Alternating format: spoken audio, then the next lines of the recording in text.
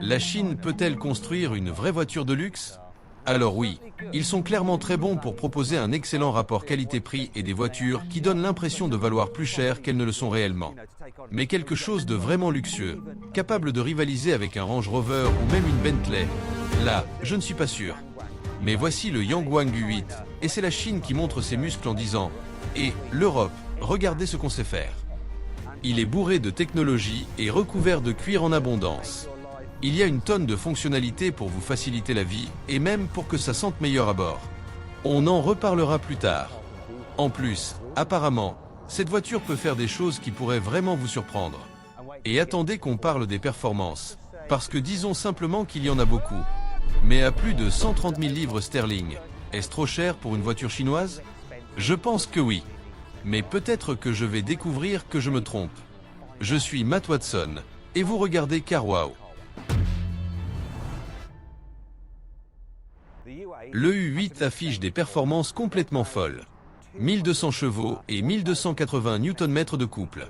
C'est énorme, mais ce qui est dingue, c'est la façon dont il est produit. Regardez ça, il n'a qu'un moteur essence 4 cylindres 2,0 litres turbocompressé. Comment est-ce possible? En fait, cette voiture ne fonctionne pas uniquement à l'essence. Elle utilise aussi l'électricité. On a donc une batterie de 50 kWh qui alimente 4 moteurs électriques, un sur chaque roue. Le moteur thermique sert simplement de générateur pour produire de l'électricité lorsque la batterie principale est vide. Résultat, il y a toujours de la charge et toujours des performances. L'inconvénient, c'est que toute cette technologie ajoute du poids. Cette chose affiche plus de 3,1 tonnes sur la balance. Alors, comment son rapport poids-puissance se compare-t-il à celui d'autres SUV de luxe performants? Le nouveau Range Rover SV affiche 220 chevaux par tonne. La Bentley Bentayga Speed, 264 chevaux par tonne. La Tesla Cyberbeast, 275 chevaux par tonne. Mais ce Yangwang U8 fait bien mieux, chevaux CH par tonne. Alors, qu'est-ce que ça donne en conditions réelles? Faisons un départ arrêté sur le quart de mile. Allez, allez! Ce Yangwang vient de boucler le quart de mile départ arrêté en 12,4 secondes, ce qui est légèrement plus rapide qu'une BMW X7 M60i. Pourtant, cette BMW ne développe que 530 chevaux, soit moins de la moitié de la puissance du U8. Mais en contrepartie, la BMW pèse 800 kg de moins. Et ça m'amène à un autre problème. Avec quelques passagers à bord, ce Yangwang peut facilement dépasser les 3,5 tonnes. Et au Royaume-Uni, c'est un souci. Si vous avez passé votre permis après 1996, vous ne pouvez pas légalement conduire un véhicule de plus de 3,5 tonnes sans passer un examen supplémentaire. Un vieux comme moi, en revanche, peut le faire. Bref, ce n'est pas le seul reproche que j'ai à faire à cette voiture. Design extérieur. Ils ont un peu copié. Enfin, en réalité, beaucoup copié. Land Rover de fondé. Toute cette partie du toit ici, Land Rover de fondé. Ce panneau-là, oui, sur le Land Rover il est plutôt ici, mais c'est clairement inspiré du Land Rover. La forme des panneaux de carrosserie, Land Rover. Même la forme des rétroviseurs, pareil. Mais il y a quand même des différences. Ils ont ajouté plus d'éléments. Plus de trucs ici, plus de trucs là en bas. Je dirais que le design n'est pas aussi épuré que celui du Land Rover. Mais bon, la forme de base. Land Rover. Et l'arrière alors? Là, ils essaient d'être un peu plus subtils. C'est du genre, oui, on copie le Land Rover, mais essayons de le cacher. Alors on rend la roue de secours octogonale. Et on se lâche complètement sur les feux LED. Comme ça, personne ne remarquera. C'est totalement différent maintenant. Cela dit, ce qui est vraiment complètement différent, c'est l'avant. Rien à voir avec un Land Rover, sous aucun angle.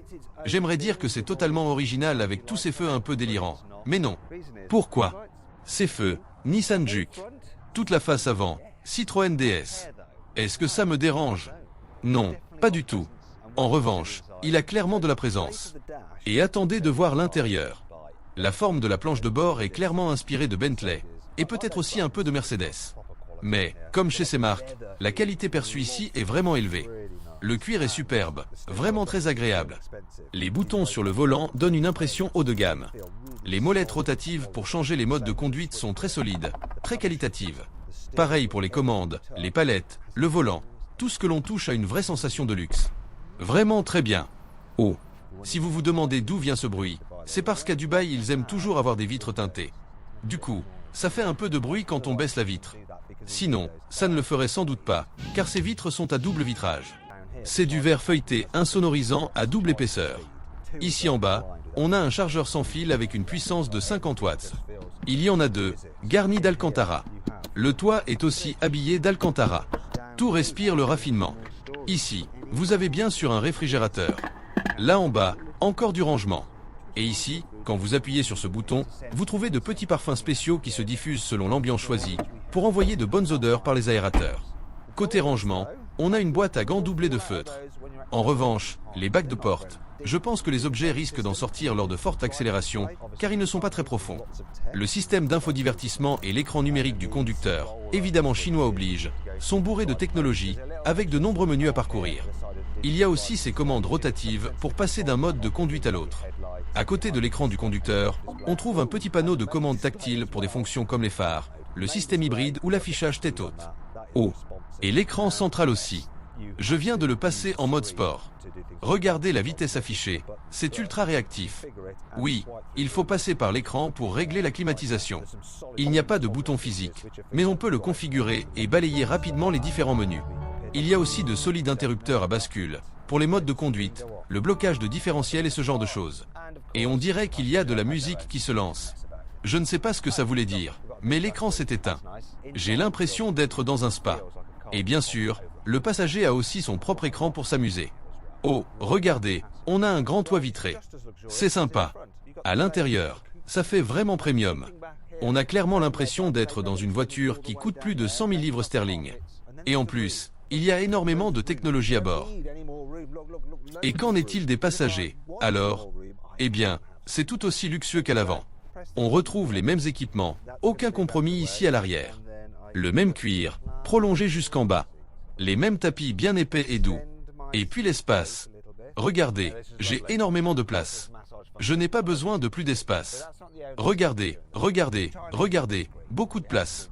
Mais si jamais j'en veux encore plus, c'est possible. Regardez ça. J'appuie sur ce bouton ici. Ça se déplace pour libérer de l'espace. Ensuite, je peux incliner mon siège, déployer l'appui-tête, allonger légèrement l'assise. Oui, c'est vraiment très agréable. Et bien sûr, il y a une fonction massage sur absolument chaque siège. Mais ce n'est pas la seule technologie à l'arrière. Les Chinois adorent les écrans. Il y en a un ici, un autre là, et encore un pour la climatisation. Celui-ci semble être en chinois. Je ne sais pas si on a accidentellement changé la langue en chinois. Passons au meilleur écran, qui se trouve juste ici en dessous. Oh, celui-ci, c'est le centre de commande. On peut y faire plein de choses. Régler la position des sièges, le chauffage et la ventilation des sièges arrière, contrôler la musique et diverses fonctions comme l'ouverture et la fermeture des vitres. Vous savez, si vous n'avez pas envie d'appuyer sur le bouton là-bas, vous pouvez aussi ouvrir et fermer le toit ouvrant depuis ici. On peut gérer les stores également. Je vais le laisser ouvert, parce qu'il y a autre chose que je veux vous montrer. Si vous regardez attentivement ce vitrage, on dirait qu'il a été teinté et que quelqu'un l'a mal posé, à cause de ces bulles d'air. Mais ce ne sont pas des bulles d'air. Ce sont des éléments LED intégrés dans le verre. Regardez ça. Si j'appuie sur ce bouton pour le ciel de toit étoilé, je peux changer la couleur de ces traînées. Vous voyez? Évidemment, l'effet est bien meilleur dans l'obscurité. J'ai un moyen de simuler ça. Mettons des manteaux par-dessus. Je ne crois pas que quelqu'un ait un manteau. Je vais utiliser ce tapis et le poser sur le toit. Voilà. Peut-être l'autre aussi. Ok. On couvre un peu comme ça. Voyons si ça marche. Imaginez que c'est la nuit. Regardez, regardez. Voilà, on roule de nuit. Yay, c'est pas mal. Maintenant, changeons les couleurs. Bleu, vert, orange et rouge. Il y a encore un peu de technologie dans le coffre. Et ça, c'est le genre de technologie amusante, un peu gadget. C'est caché ici en dessous. Le propriétaire ne l'a même jamais ouvert. C'est un micro, parce que cette voiture intègre carrément un système de karaoké. Mais ce n'est pas que du gadget, il y a aussi de la praticité. On a un grand coffre bien carré. Regardez, en termes de volume, c'est comparable à une Mercedes classe G. Et il y a des fonctions bien utiles. Par exemple, je peux abaisser la voiture grâce à la suspension pneumatique pour faciliter le chargement. Oh, oui. Et ensuite, d'une simple pression sur un bouton, on peut rabattre les sièges arrière. Faisons l'autre aussi. Ou pas. Ah, je viens de comprendre pourquoi ça prenait autant de temps. Ça ne se contente pas de rabattre le dossier, ça déploie d'abord l'assise du siège. Comme ça, on obtient un plancher de chargement parfaitement plat. Et voilà le problème, le classique européen qui juge les voitures chinoises sans vraiment savoir de quoi il parle. Désolé, la Chine. Ne me détestez pas.